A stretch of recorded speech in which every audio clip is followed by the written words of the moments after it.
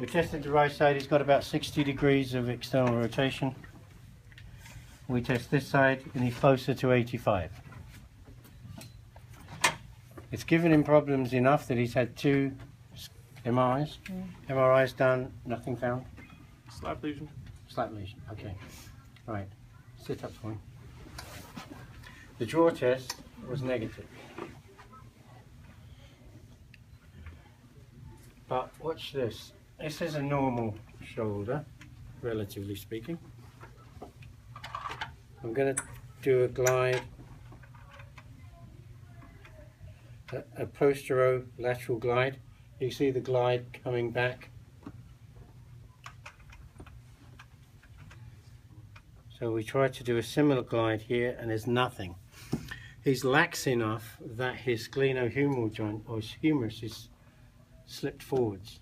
This is exactly like the hip, where you get a subluxated shoulder from hypermobility, and if they picked it up as a lesion, then it means it could be an anterior labral lesion, which is allowing the posterior muscles, that's what happens, to push it forwards. So the correction is very similar to the hip. I'm going to hold on to the head of the humerus as I clip the glenoid.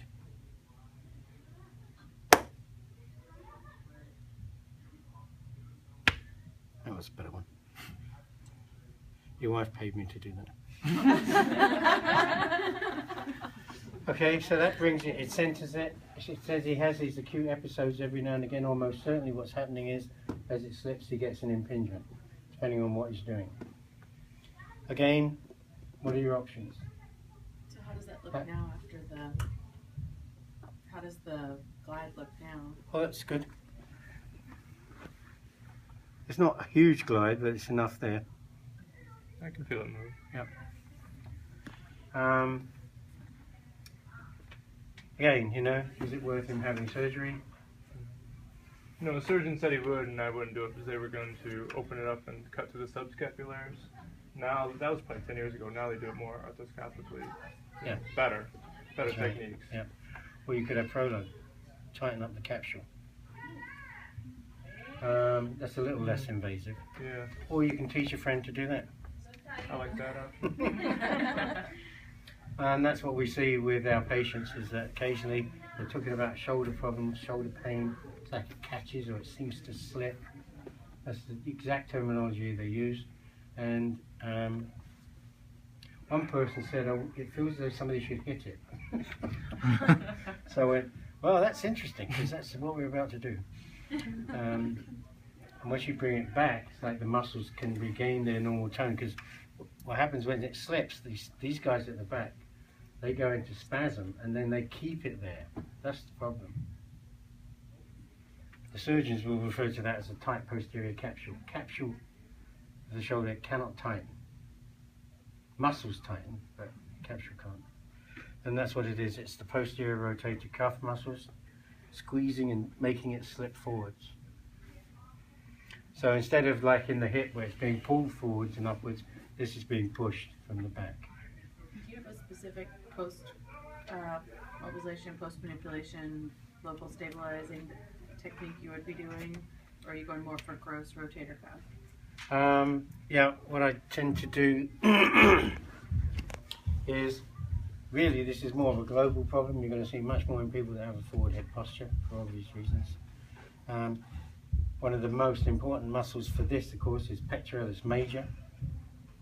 So we need to strengthen both aspects of pec major. That's another muscle that's really two muscles in one, and that's what we do. Make sure he's got a very strong biceps.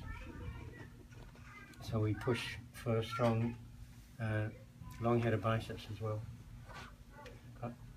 An exercise where you're increasing the strength in his thoracic extensors, that's extremely important. So notice we're not directly hitting the long bone as we did in the hip. It's because it's too dangerous. It'd be impossible to dislocate the hip the way we do that in the hip, but it's possible to dislocate this if you hit it directly on the humerus.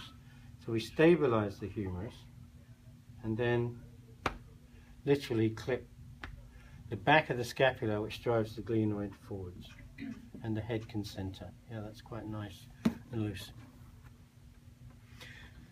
So ironically, he's got an unstable shoulder, test negative to the jaw, but the instability feels as though it's this way, not that way. That's why he's getting stuck. An irony that in unstable joints, they're the ones that tend to sublux the worst. Okay, good. Let's move on.